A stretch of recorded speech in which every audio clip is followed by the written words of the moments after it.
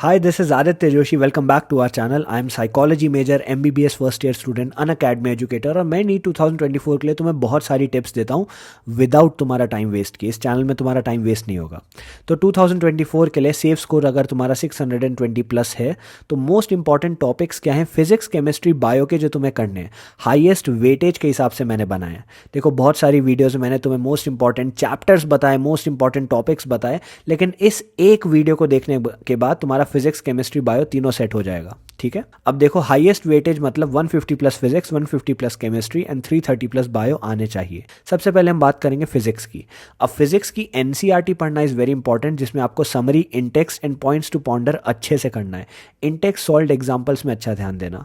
अब जो मैं टॉपिक्स बता रहा हूँ उसके साथ साथ मैं क्वेश्चन बताता रहूंगा कि किस टॉपिक से कितने क्वेश्चन आ रखे हैं, ताकि तुम्हें खुद से एनालाइज करने का मौका मिले। ऑप्टिक्स जैसे कि वेव और रे ऑप्टिक्स दोनों की बात कर रहा हूँ, इससे 4 क्वेश्चन के आसपास हर साल आ जाते हैं। इलेक्ट्रोस्टैटिक्स, करंट, इलेक्ट्रिसिटी 8 क्वेश्चन आ जाते हैं। Magnetic effects, magnetism, AC, EMW और ईएमआई, ठीक है, इन सब से 10 क्वेश्चन आ जाते हैं। Semiconductors, atoms, nuclei and photo electric effect, इन सब से 8 क्वेश्चन आ जाते हैं। यहाँ मैंने आपको काफ़ी कम टॉपिक्स बताए, लेकिन यही टॉपिक्स हैं जो हाईएस्ट वेटेज तुम्हारी रखते हैं। मैं नहीं चाहता तुम्हारा टाइम वेस्ट हो, मैं बड़ी बड़ी वीडियोज़ नहीं बनाता तुम्हारे लिए।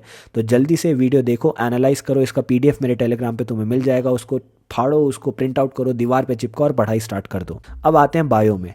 बायो में एनसीईआरटी बेस्ड पढ़ाई करना इज़ वेरी इंपॉर्टेंट, जहाँ पे आपको साइंटिस्ट के नेम अच्छे से करने हैं, टेबल्स अच्छे से करनी है, समरी अच्छे से करनी है, सारे एग्जाम्पल्स करने हैं, सारे डायग्राम्स करने हैं।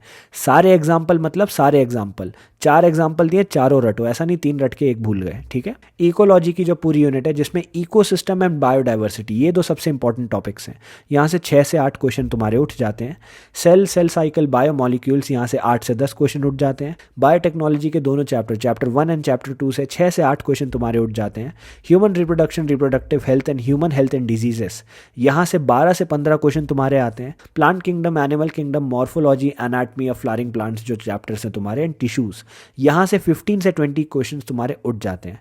Inheritance and variation and molecular basis से अगेन 10 क्वेश्चन तुम्हारे आ जाते हैं। मैं अगेन बोल रहा हूँ, जल्दी जल्दी मैं तुम्हें बता रहा हूँ, इसको पॉज करना, लिख लेना, नहीं तो प्रिंट आउट निकाल लेना, क्योंकि मैं चाहता हूँ तुम्हारा टाइम वेस्ट ना हो।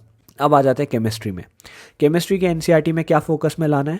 तो इक्वेशंस एंड कॉन्सेप्ट्स अच्छे से करने हैं, जितने कंपाउंड्स हैं वो तुम्हें आने चाहिए, टेबल्स तुम्हें आनी चाहिए। टेबल्स रटो मत, लेकिन उनकी अरेंजमेंट देख लो, क्योंकि क्वेश्चन आएगा अरेंज इन असेंडिंग और डिसेंडिंग ऑर्डर।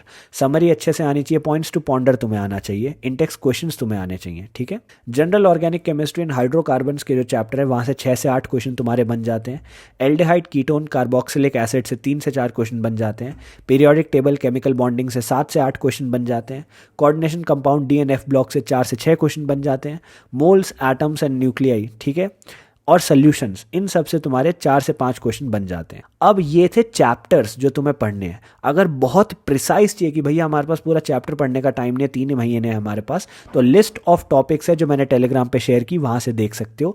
अगर तुम्हें टेलीग्राम वगैरह नहीं ज्वाइन करना तो नीचे मैं डिस्क्रिप्शन में लिंक दे दूंगा उन वीडियोज़ का, जहाँ पे मैंने वो टॉपिक्स तुम्हारे साथ शेयर किए थे, तुम वो भी देख सकते हो। Before I and this video, काफ़ी सारे बच्चों ने बोला कि भैया आपने बता तो दिया क्या पढ़ना है, लेकिन इनको कैसे पढ़ना है।